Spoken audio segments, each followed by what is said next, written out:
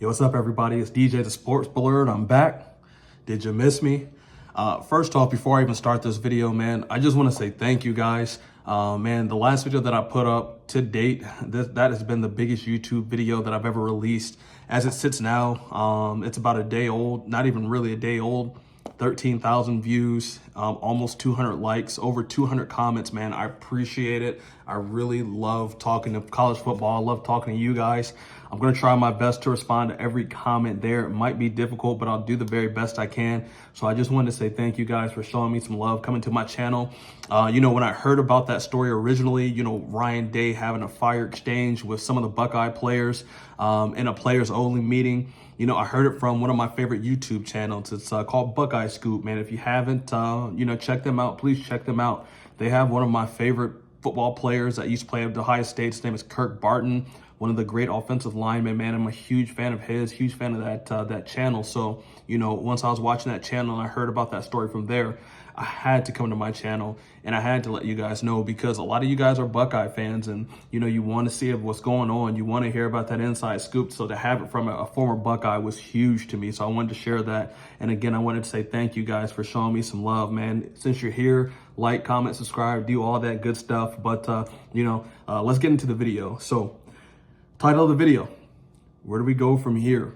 And that's the question everybody in the Woody Hayes facility should be asking, primarily the coaches. I mean, the players, to an extent, you have to take a level of accountability. It has to be ultimate accountability, once you're playing football at this level and once you're playing for these, kind of stakes. You guys are playing for national championships. It's not like going to Akron. It's not like going to Kansas where you're just trying to win your conference championship or even just have a good season. At Ohio State, the expectation every year is national championship or bust. It has been few and far years, within the last 30 years that, those haven't been the expectation. So, that Ohio State-Michigan game is so important. And Ohio State was destined to walk into that game, handle their business, take them down, maybe win by 3 touchdowns, maybe win by more than that. They were going to go into the Big Ten championship. They were going to get their revenge on Oregon, and none of that happened. As I looked at Ryan Day walking off that field on Saturday, and I could just see in his eyes and his face, he was completely destroyed. I don't think that he even anticipated that he would even lose that game, or it would even be a close game. You could just tell by the way he looked, like he was dejected. When they were having that melee and Ohio State players were fighting Michigan players, and he was just standing there just watching it, taking it all in. That didn't seem like a coach who had a firm grip on what his team was really going through.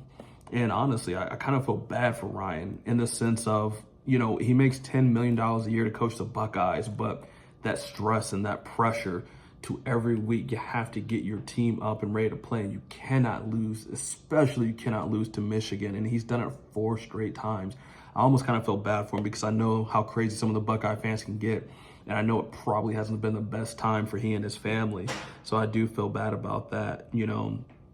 Think about that game being so important. Think about what happens if Ohio State wins, Everybody is saying, whew, finally, man, Ryan got over that hump, man. It was been 3 years, 3 straight losses to Michigan. Some of those losses we could have written off. We could have chucked it up just because we knew that Michigan had the better team, especially last year when they won the national championship. So, we could have given him the benefit of the doubt. He finally got over that hump. He finally beat Michigan. He's going to go into the Big Ten, like I said. He's going to get his revenge on Oregon. We're going to go rolling into the playoffs, and we're going to be able to compete for a national championship.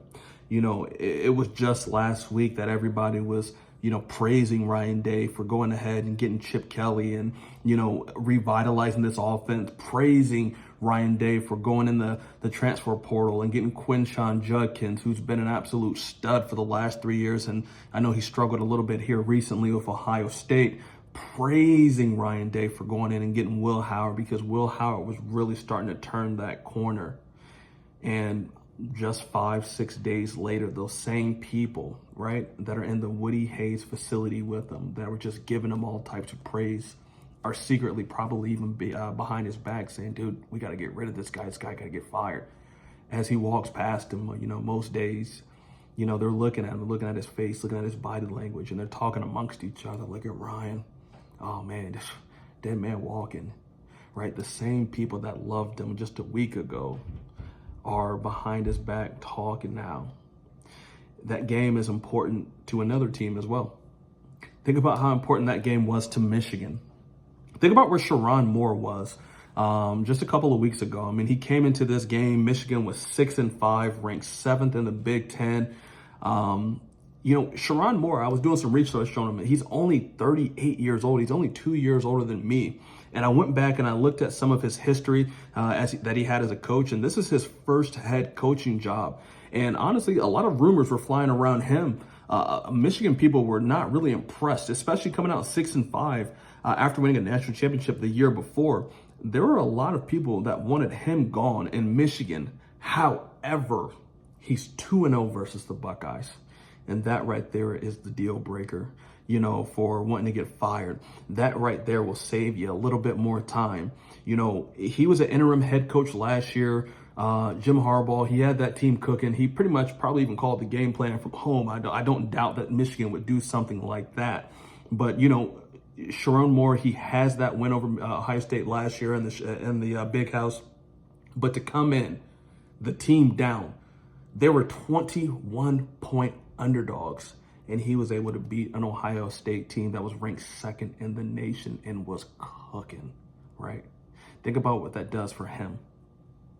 You know, Michigan was so desperate of a program, no joke, that, you know, they're paying a 17-year-old, I think his name's Bryson, I forget his last name, but they're paying a 17-year-old $10 million plus in NIL deals. That guy, for reference, that kid was born in 2007. Think about that. The #1 most winningest college football program in history is so desperate that they're willing to go out and break the bank for somebody who's not even old enough to smoke cigarettes or to buy cigarettes. That's what that team was. And that's the team that lost. And that's the team that beat Ohio State. That's the team that Ryan Day lost to. I know that Ryan has probably been doing a lot of soul searching. You know, the reports when it came out that he had that players only meeting, I still think he was in disbelief. Ryan has been asking himself probably so many questions at this point. And the only thing that Ryan can do is pick up the pieces and win a national championship this year. That is the only thing, in my opinion, that can save him. Or, I don't want to say the only thing. You know, if they got to the national championship game, they played a tough game, didn't get blown out, I can also see that saving them. But think about the winter time, right? Here in Columbus, Ohio, if Ryan Day falls flat on his face and the Buckeyes lose in the opening round, think about that, right? There's no way to come back from that, in my opinion. So the only thing we can do from here is cross our fingers and pray to the college football gods that Ohio State can win a national championship this year, because if we don't, Urban Meyer might be around the corner. All right, guys, that's all I got for tonight. Kind of a short video. I thank you guys for tuning in. If you've made it this far, again, like, comment, subscribe. Tell me what you guys think the Ohio State Buckeyes can do to save their season. Man, I would like to know. I read all your comments. I'm going to try my best to respond back to them all. Until then, have a great night, guys.